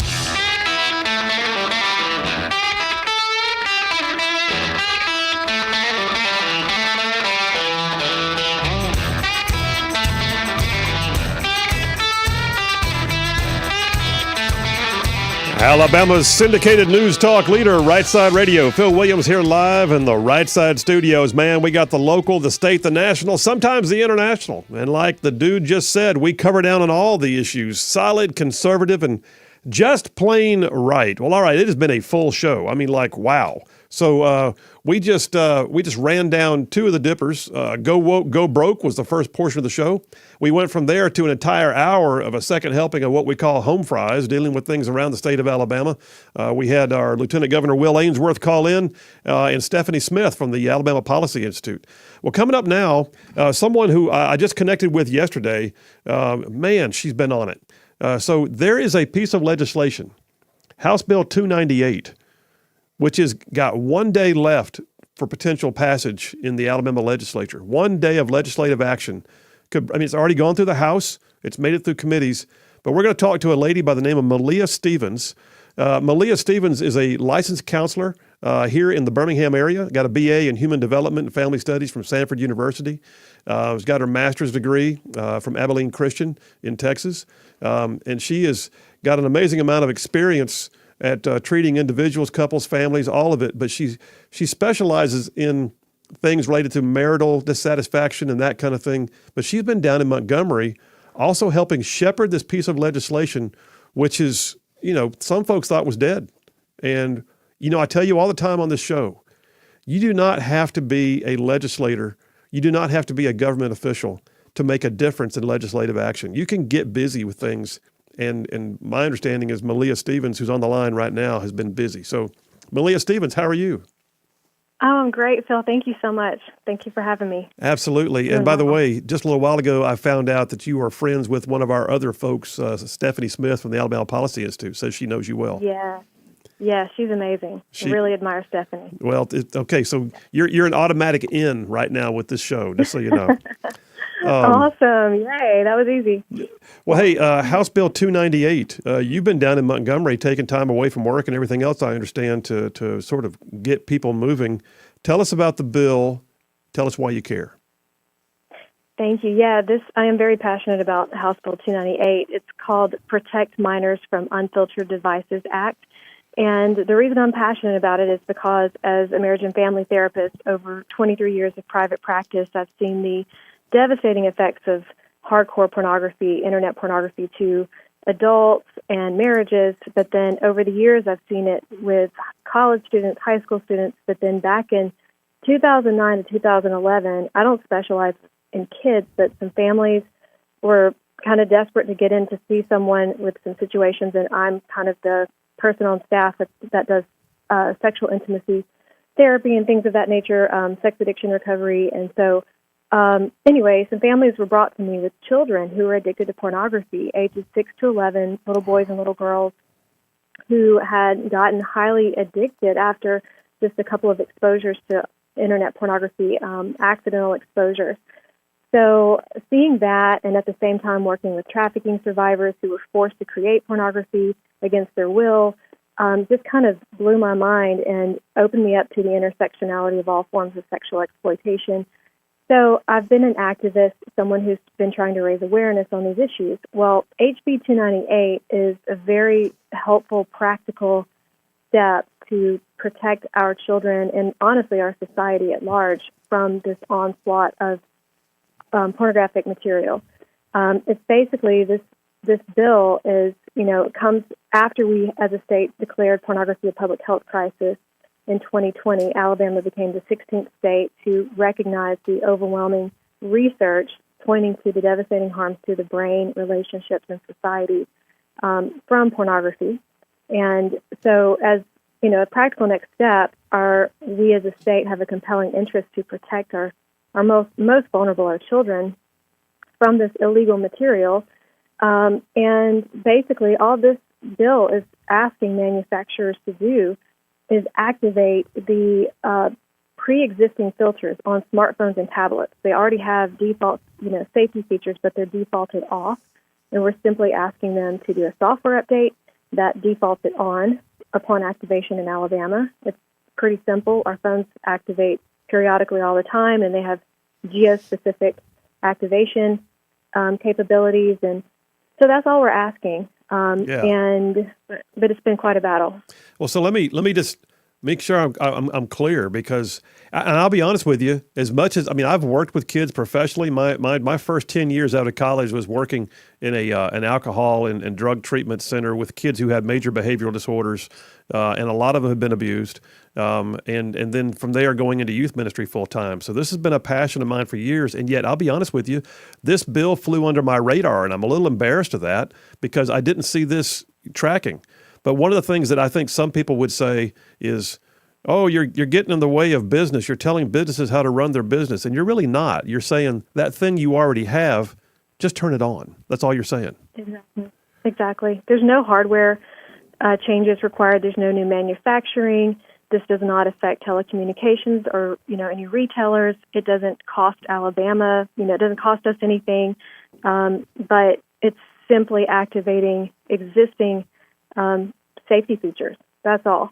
And it's something that whenever I speak to parents or just anybody, whether they're Democrat, Republican, they're all like, well, of course, why aren't we already doing this?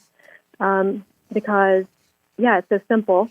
And then adults are given a passcode if they want to turn the filter off. They can do that, but children are handed a safer device. Because as it is right now, these, setting up these safety features, unfortunately, a lot of parents don't even know they exist on these devices. But also, they're cumbersome. And so this would just take some of the burden off of caregivers, and then also protect kids that don't have involved parents or caregivers. Well, and I guess I look at this. This is one of those bills that when I hear it, my first thought is, why would we not? And yet here we are with one day left in the legislative process, and there's actually been resistance to getting this passed. Am I right? Oh, yes. It's been a street fight throughout the entire process with big tech and, big tech lobbyists. And behind that, you've got the pornography industry. There's power and profit. That really is what it comes down to, which is so sad. But that is honestly what it comes down to, because there's been a lot of misinformation. But once our legislators see the truth, they can kind of see through a lot of the misinformation campaign from big tech, and they're able to understand exactly what this is about. And then they see that, oh no, this is really about children versus power and profit. But it has been a battle, major battle, and so we're hanging in the balance with one day left. And it passed through committee. Last Tuesday, I believe it was. Okay. Last Wednesday.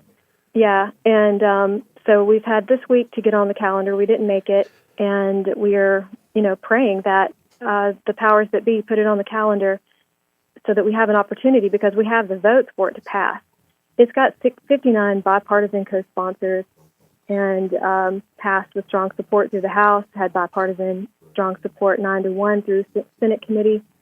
We've got, everybody, ultimately the majority of people, I believe in the Senate, want this, and I know the House did. So, well, for the benefit of our audience, and you know this because you've been tracking it, but the benefit of our audience, those who don't already know, you've got Senator Greg Reed is the pro tem of the Senate. He has great influence.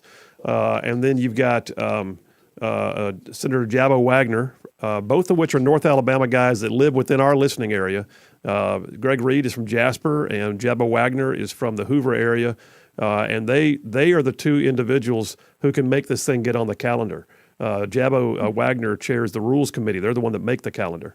So all that to say, I tell my audience all the time, Malia, call your legislator. If you don't know how, just call the State House and ask for somebody or ask for their secretary. But start registering your opinions. But we have Tuesday. Next Tuesday is the last day of the legislative session. And there'll be a lot of bills, people vying for time on the calendar. Have there actually been pornography industry lobbyists in the State House that you've seen?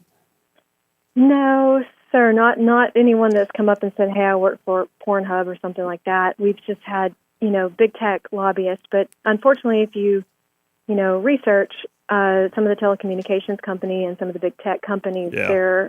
they're promoters of pornography, and there's back channel profits and things of that nature. So who's to say? Is it just that they don't want to be regulated? But for example, some of the telecommunications companies that are fighting us really hard, our bill has nothing to do with them. It has zero impact on telecommunications companies, yet they are represented at every turn to fight us. And you have to, everyone's like, why are they here? Like, what's their investment? But if you research, that's kind of what it comes down to. And I hate to be the bearer of bad news, but that's what it is. And pornography, that's what's surprising. It's illegal. Like, it's our Department of Justice isn't enforcing our existing federal obscenity laws. And if they were, it wouldn't even exist on the internet. Well, I agree. And I don't know why this is a hard one. I tell you what, Malia, we had talked about you staying on for about 15 minutes, but would you mind if we took a break and came back and finished this conversation a little bit more? Would you mind that? Absolutely. I'd be glad to. I think it's important. All right, we're going to do that. We're going to take a break right now. We'll come right back.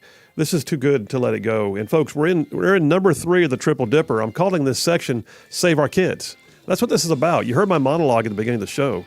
It's about saving our kids. And this is just nothing more than saying, hey, phone companies, how about you turn on that thing that already exists and quit making people have to figure it out and protect our kids. All right, we'll be right back with Malia Stevens, licensed professional counselor, Phil Williams, Rightside Radio. Y'all stay tuned.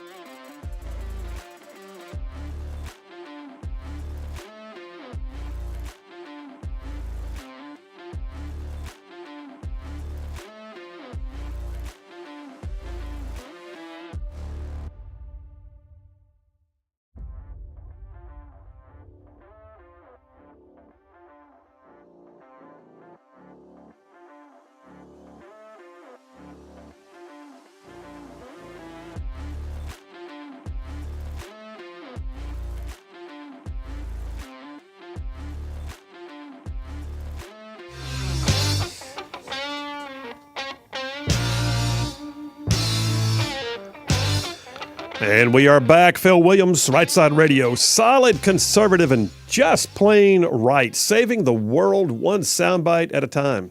Hey, listen, we're back on the air right now. Malia Stevens hung on a little bit longer. Malia is a licensed counselor working in the Birmingham area.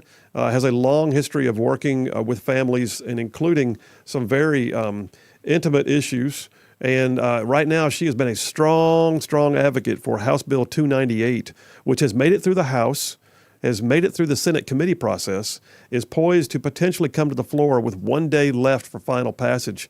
And all it does is it turns on a filter that's already in the phones to help protect kids from being exposed to pornography. Hey, Malia, let me ask you a question. One of the things I want to hold you on the line for is I want to I mean, some folks will say, "Oh, pornography, you're just being a moral, crusader." And I would say morality is certainly a part of the argument. I mean, my faith says, "Hey, this is wrong. We shouldn't do it." But I got to say, it's even deeper than that. And your work as a counselor, I am sure that you have seen the devastation on people's lives. I really have, in more ways than one, because, interestingly, people feel entitled to pornography because it's something that's been pretty commonplace now. But again, when you know the law, you realize that hardcore pornography is not protected free speech. Softcore pornography is, which is a very limited definition of pornography, and it's only really allowed in bookstores. So, that's something important to know, that technically it's illegal. It's not protected free speech. Hardcore is not. And our mainstream pornography on the internet is hardcore pornography, which is extremely dehumanizing. It's violent, degrading, racist, incest-themed, child-themed material, and it is not made a large portion of it is not made out of free will. You can't tell the difference between what's made from someone who is willfully participating and someone who's being coerced or forced to create it. We've got our law center at the National Center on Sexual Exploitation. I also serve on the board with the National Center on Sexual Exploitation in D.C., and our law center has multiple lawsuits against some of the main pornography producers because they have knowingly produced images of trafficking victims, of children who they know that they're being trafficked, and they still post and make millions and billions of dollars off of these images. Child sexual abuse material is what you call it, child CSAM. So you've got that issue with pornography, but you also have the health issues with pornography. Beyond just being wrong or a moral issue, it's a health issue because all the neurological studies that are coming out now show the impact to the brain, especially the developing brain of a minor, because it really impacts the structure of the brain. It hits the pleasure pathway of the brain like an illicit drug. It's highly addictive material, and it actually causes the brain to atrophy and shrink back. So it changes the brain structure, and it can change the way a person is wired. It's very difficult to overcome. People can overcome it, but especially if they start very young, it's much harder when they're older. And then you've also got this new condition called porn-induced erectile dysfunction, or PIED, and it's unfortunately the fastest growing group of men with erectile dysfunction are ages 17 to, I think it's 24, 26, something like that. And never before in history have young men had that kind of problem, but it's because they're being hardwired to respond to a computer versus a person.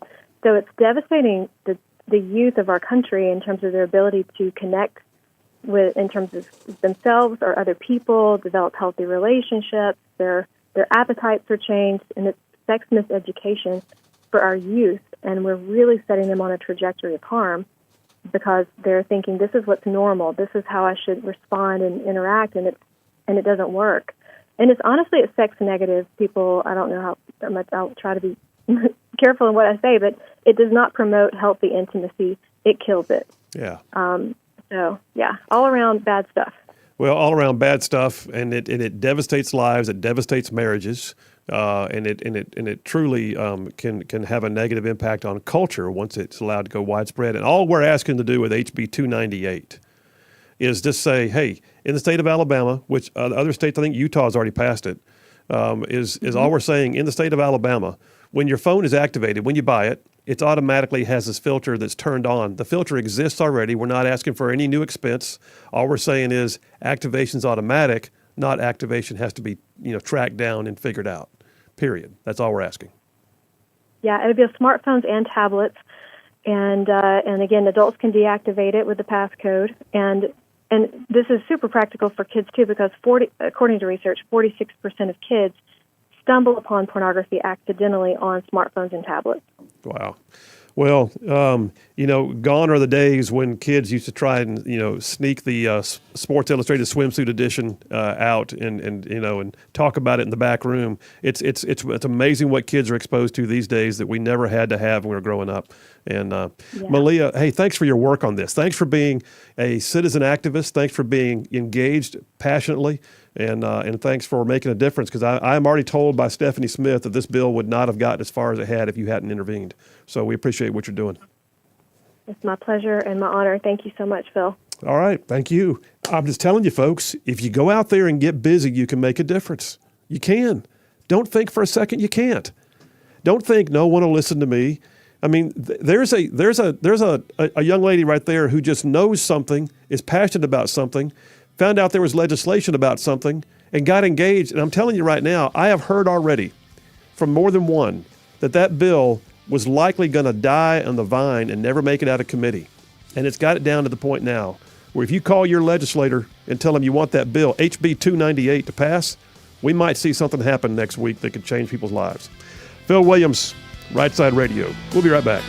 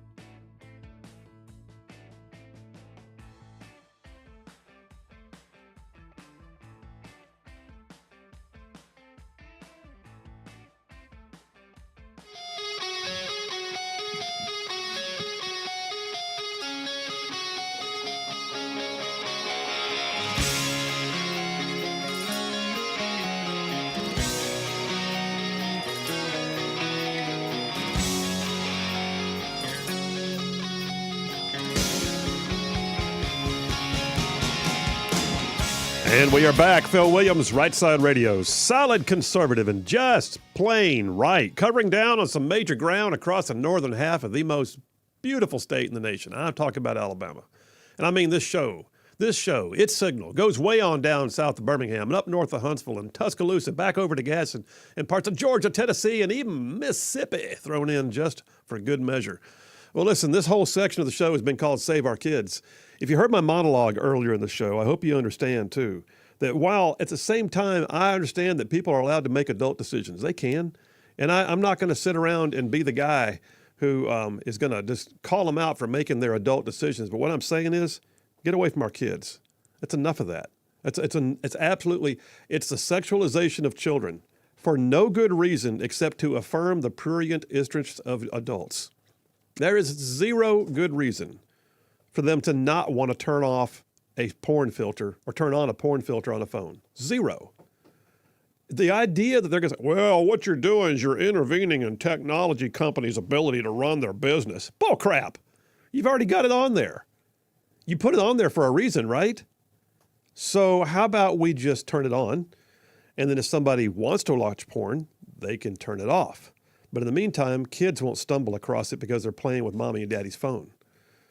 All that to say, there's so much in this bill. House Bill 298. I so appreciate Malia Stevens and the work she's done because when we were having an offline conversation with Stephanie Smith right before she went on the air, or maybe it was on the air, but correct me if I'm wrong, but she said that this bill, House Bill 298, was dying on the vine until Malia Stevens got involved, and so that's good stuff.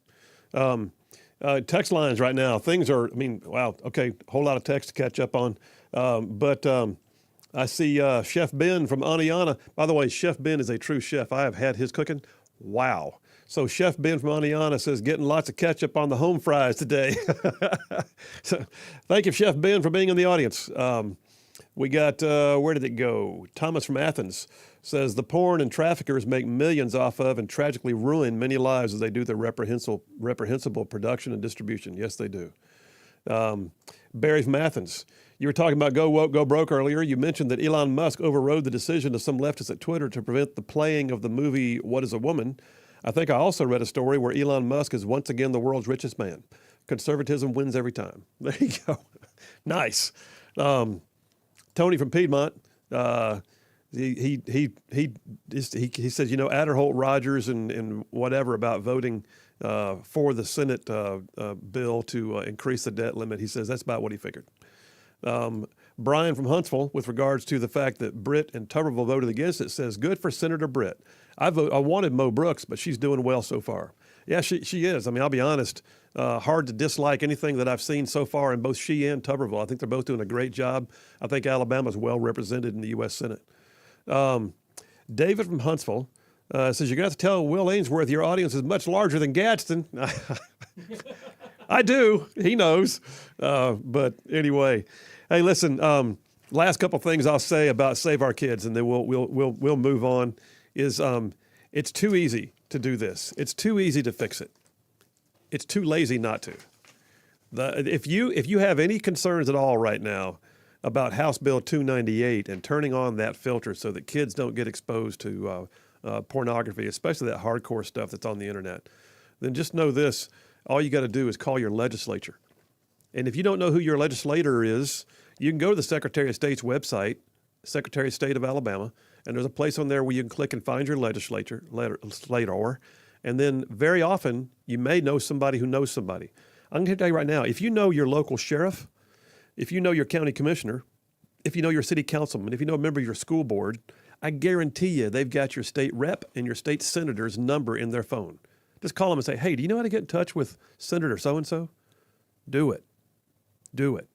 There's nothing better than getting a true constituent call about something you care about. It works. I can tell you from experience.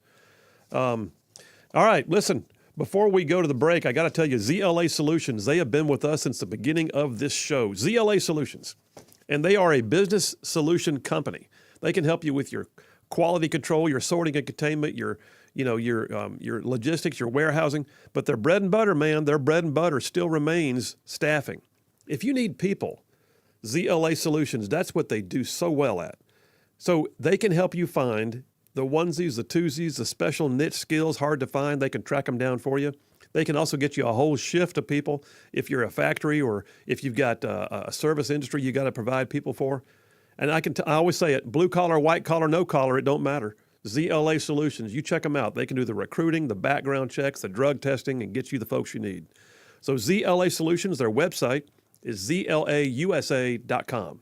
That's ZLA Solutions at zlausa.com. Tell them you heard about it on Rightside Radio. I would appreciate that. All right, I got to ask you guys. So, new in the studio, by the way, Butters ran the board for half the show. Good job, man. Not that I thought you couldn't do it. I mean, you were a navigator in the Navy, right? So I figured you could probably do it. Boomer actually trusts you to touch the buttons today on the very first day. I'm honored. You're honored, but you're like esteemed now too. So Boomer does not let people just come in here and touch his buttons. No, I don't blame him. I don't blame him. I mean, you would understand, right? Absolutely. If I ever had a pilot try to reach over on my side of the jet, slap that hand. Yeah, absolutely. Slap that hand. All right, hey, I got to ask you guys a question. I don't know if y'all saw this or not. This is a total off topic, but it's so weird I got to bring it up. And the audience needs to be listening because movies like, War Games, The Terminator, all of them, it's all about artificial intelligence getting out of control and turning on the master. Right? iRobot. Yeah, iRobot. Yes. So the story came out just yesterday.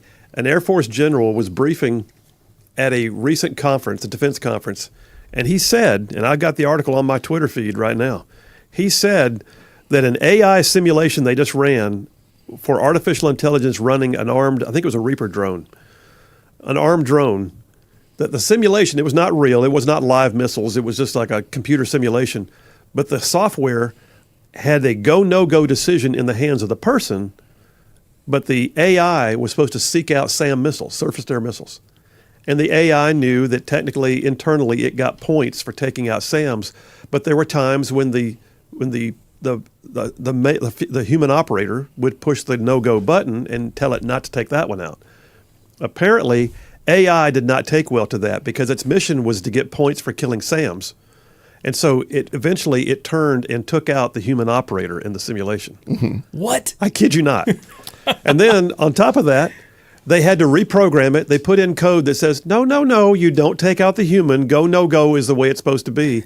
And so it flew for the next mission or three, didn't like no-go. And so instead of taking out the human, it came back and took out the tower that sent the signal for the go, no-go so that it could be free to operate without having to worry about. It's some interesting stuff. Are we in the end times? Wow. Well, so I actually watched a really interesting podcast, certainly not conservative at all, but they had a discussion with a former Google employee who actually he's a software engineer and did a very good job of explaining. Because if you gave the AI the goal of making points, the AI did exactly what it was programmed to do. It's going to make points. It wants to win. Points are it. No participation trophy for that, drone. The big interesting takeaway from the whole podcast and the whole discussion was don't be so scared of it because it's here. The cat's out the bag. Like, it's there. So good people need to interface and teach it good things and figure out how to tell it good missions to survive and all that kind of stuff. But yeah, it's some crazy stuff. At some point, there's programming involved. At some point, there's got to be somebody's got to write the original code, right? Good Lord. And then who knows when it's going to be biased, like some AIs are already. It took out the operator. Took out the operator. I bet that operator was like, okay. I just imagine, can you imagine being in the room and you're watching the simulation, and everybody's standing around and the general's drinking coffee and they're watching the simulations and how the stats, and all of a sudden, what just happened? What just happened? Sir, it appears the AI has taken out the operator. Oh my God. What? Let's just shut this down. I keep coming back to that one line from the original Terminator movie. And on that day, Skynet became self-aware. That just it's some crazy stuff. So, but again, it's one of those that it's out there, right? ChatGPT, all of these, so we got to figure out what we're going to do with it, and At least they did it in a simulation, Yeah, So, I'm that's glad a you plus. don't beta test with real Hellfire missiles. That'd be bad. oh, yeah. Well, I'm just mad because taking out SAMs used to be my job. So, getting replaced by a computer. I've still got the boy. message traffic from Afghanistan when I infilled at the beginning of the war, and we apparently weren't using the proper checkpoints. And we got a basically a lashing by hire that said you were identified by an OGA, which is CIA.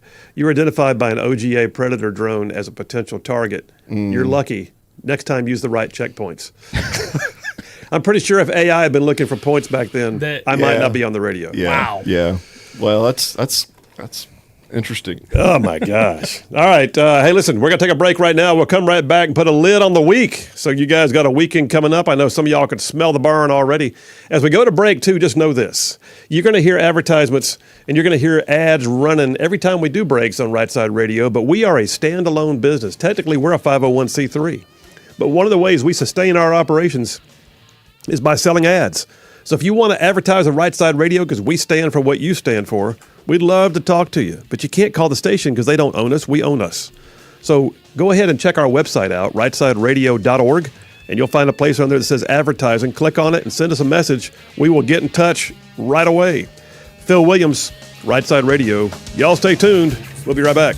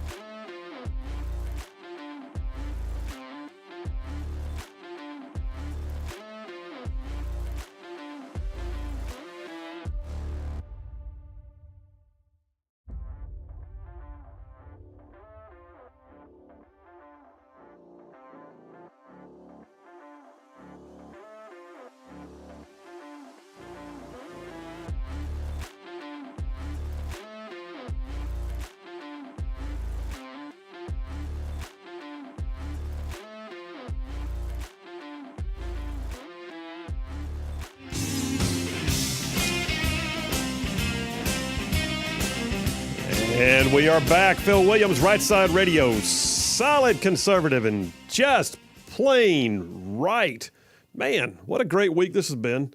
Listen, we just had one of those kind of cool moments too, where Butters' first day in the studio, and next thing you know, he gets a call from a guy that was in the same squadron he was in for a while there. That's very cool. So, congrats. By the way, thanks for being here today, man. Good job, and thanks for your service. We're glad to have you around. And we just had another one, by the way.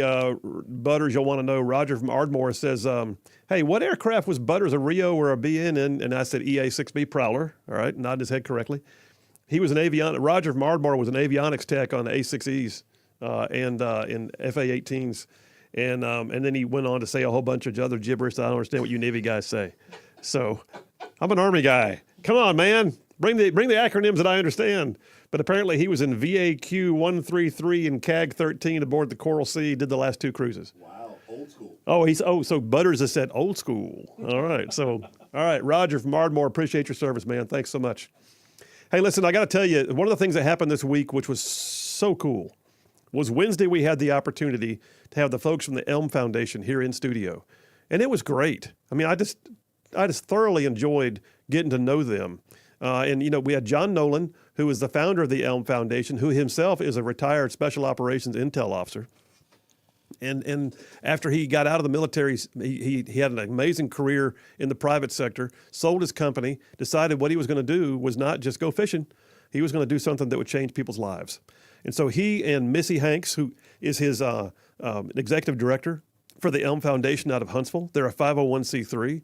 They were here telling us about what they do, and what they do is amazing. What they do is they get in there with conservative principles, to be honest, and they change people's lives by giving them back their self-worth, helping them find job certifications, giving them accountability, getting them off the streets, helping them find opportunities they didn't know existed for them, and basically plugging them back into society. And they've had an amazing track record at doing it. So the Elm Foundation, if you're not familiar, go check them out. ELMHSV, as in Elm Huntsville, ELMHSV.org, based out of Huntsville, 501c3. And the kind of cool thing is, too, that not only do they do good work, but they've got John Nolan's foundation covers all their administrative costs. So any dollar of a donation that goes in goes straight to programming. So yeah, Elm Foundation. That stands for Expect Little Miracles. It's ELMHSV.org. Check them out. And if you talk to them, tell them you heard about it on Rightside Radio. Man, I can't even get to all the texts. I don't know how to do this. Let's see here. Brian from Huntsville, he says, Butters has the same battle cry. Hua. So there's a go. You're a hua guy. Although you Navy guys too often say oorah or something like that, because your Marine Corps sideline has. Did I say there's going to be Marines storming my Bastille right now that I said sideline?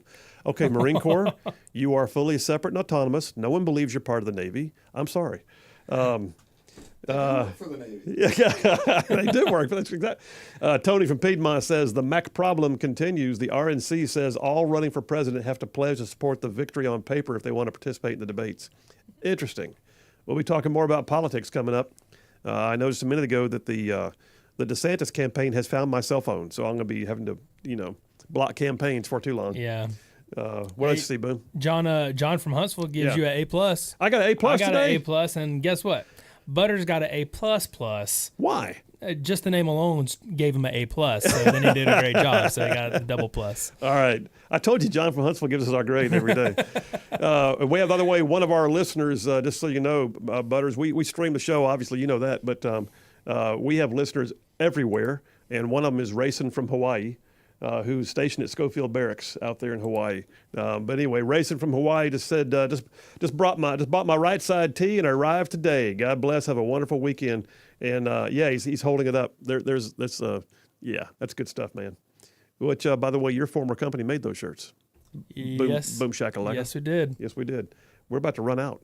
I guess we need more. Yeah. JT from Lacey Springs says, great week. By the way, since there is a Boomer and McQueen, will we soon have a Butter and another weekly session?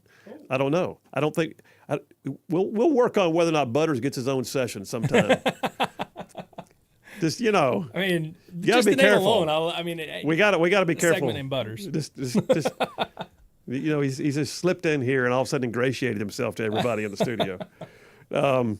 What else we got here that I haven't gotten to yet? Badger from Athens says, "Happy Friday, yay, woot woot." And Steve from Madison says, he has my bit for the Diet Mountain Dew drinker, or my vote for the Diet Mountain Dew drinker. that was Will Ainsworth called in and said he's got to have his Diet Mountain Dew. Jeff from Hazel Green says, the remark about Biden dancing may seem a bit harsh, but I have no respect for anyone trying to destroy America. I get it. Because that's why him and Corn Pop got into it. Joey outdanced him. I did see, and by the way, y'all saw the thing yesterday about Biden falling on the stage. Oh, yes. Oh my gosh. And on the one hand, I'm like, man, people fall down, things happen. He's also 80 years old. I really think he shouldn't be there anymore. It's obvious he has cognitive impairment. He has physical issues. He looks good for 80 years old. He does. But the idea that he got up on stage, fell down, and couldn't get back up for a minute, I will say that was disturbing, and it happened right in front of an entire crew of brand new Air Force lieutenants who are watching their commander in chief, look like he's too feeble to do the job. I I agree with you, but it's happened multiple occasions. Yeah. So that's where it gets like, okay, what's going on? Is there an underlying reason? Yeah. Absolutely. That's where it gets a little. Although I will say one of the funniest things I saw on a meme was somebody said the ghost of Corn Pop knocked him down. That's awful. That is awful. That is awful. I'm so sorry. I feel bad now, but nonetheless. Well, listen, man, we had an amazing week. Next week's going to be even better. Confirmation just in a few minutes ago while we were on the air that we've got Senator Tuberville will be on the air with us Tuesday. So stay tuned for that.